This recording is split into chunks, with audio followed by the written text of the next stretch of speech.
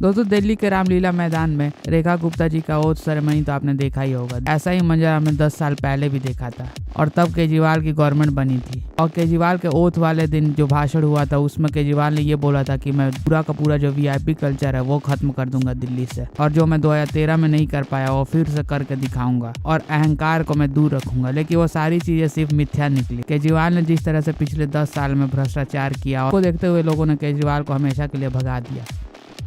VIP culture देश की आज़ादी के टाइम ही ख़त्म हो जाना चाहिए था। ये तो अंग्रेजियत का कल्चर था और हम इसके बिल्कुल खिलाफ हैं। पिछली बार भी जैसे आपने देखा सरकार बनी थी हमारी तो कोई लाल बत्ती बंद कर दी थी हम लोगों ने, बड़े बड़े बंगले बंद कर दिए थे हम लोगों ने, सिक्योरिटी लेना बंद कर दिया था। मुझे लगता है कि एक वीआई जो पदाधिकारी हैं, राजनीतिक नेता हैं, उनको भी एक आम आदमी की तरह रहना चाहिए।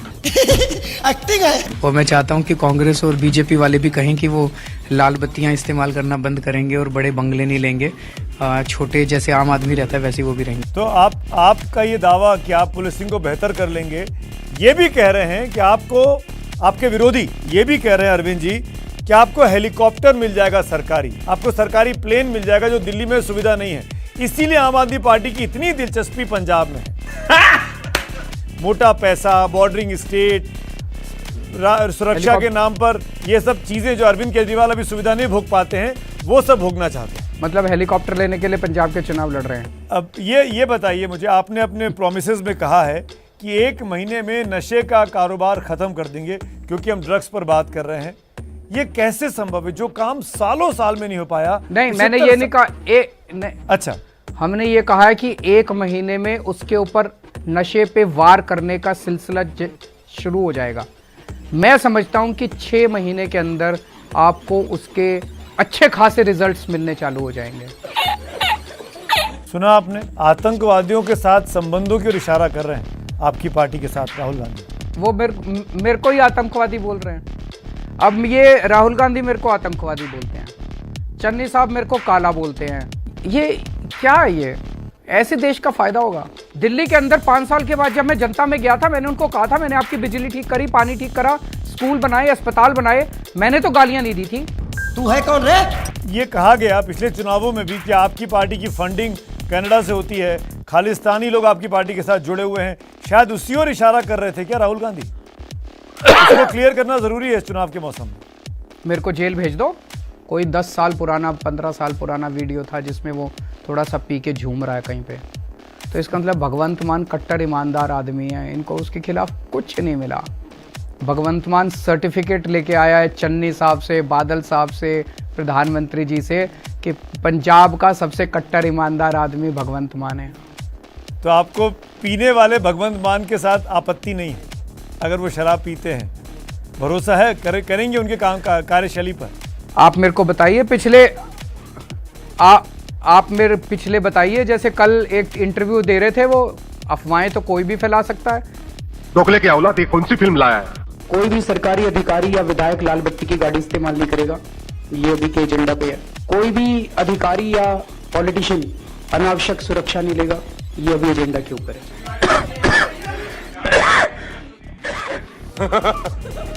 सबसे पहला भ्रष्टाचार मुक्त, ये हमारे लिए बहुत जरूरी था।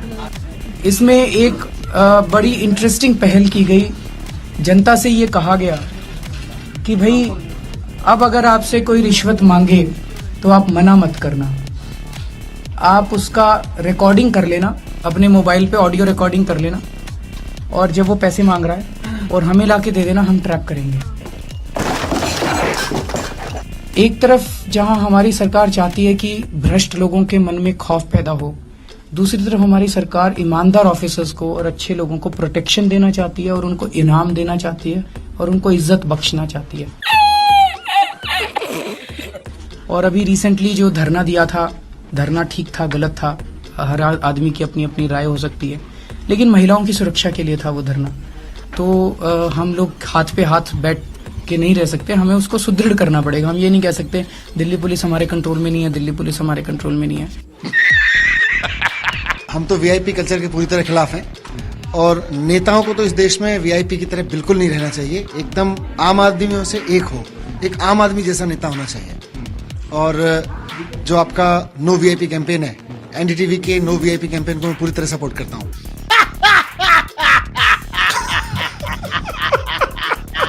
इस देश का आम आदमी जिस हालात में रहता है, हम लोगों का मानना है कि आम आदमी की तरह हमें रहना चाहिए। नो वीआईपी कैंपेन जो है, नो वीआईपी कल्चर कैंपेन को हम लोग सपोर्ट करते हैं और वीआईपी कल्चर का धीरे धीरे खात्मा होना चाहिए इस देश के। हमारा विपक्ष का नेता चुना हुआ है चित्रा जी, जैसे ही मुख्यमंत्री का कौन चेहरे है? का ये लोग ऐलान करेंगे, हम अपने विपक्ष के नेता का ऐलान कर देंगे। ठीक है। अब आपके चैनल पे नहीं बोलना चाहूंगी, पर पार्टी डिसाइड कर चुकी है, बहुत जल्दी आपके सामने नाम आएगा। अरे भाई, विधायक दल की बैठक कब करेंगे आप विपक्ष का नेता चुनने के लिए, ये बताइए। एक बात रही।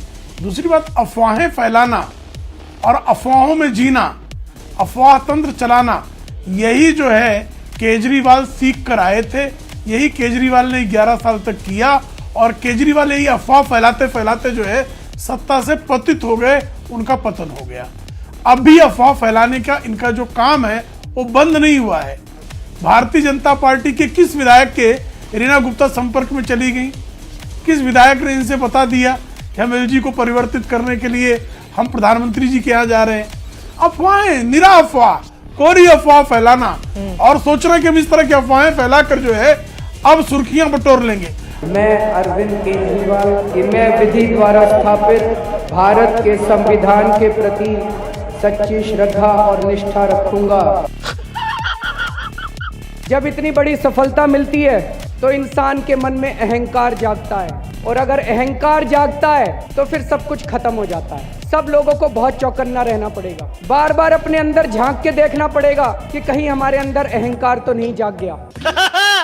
हम लोग दिल्ली से एक और नई किस्म की शुरुआत करना चाहते हैं, ये वीआईपी कल्चर खत्म करना चाहते हैं। आप खुद ही बताओ, आपको अच्छा लगता है क्या कि जब सड़क के ऊपर से कोई बड़ा मंत्री जा रहा हो और सारी सड़क 1 घंटे के लिए बंद कर दी जाए, सारा ट्रैफिक जाम हो जाए, कि लाल बत्ती की गाड़ी लगा के कोई मंत्री पू पू पू पू टू टू करता हुआ निकल जाए? मुझे पता चला है यूरोप के डेवलप्ड कंट्रीज में, विकसित देशों में, वहां के प्रधानमंत्री आपको बस स्टैंड के ऊपर खड़े मिल जाते हैं। हम ऐसा कल्चर क्यों नहीं ला सकते?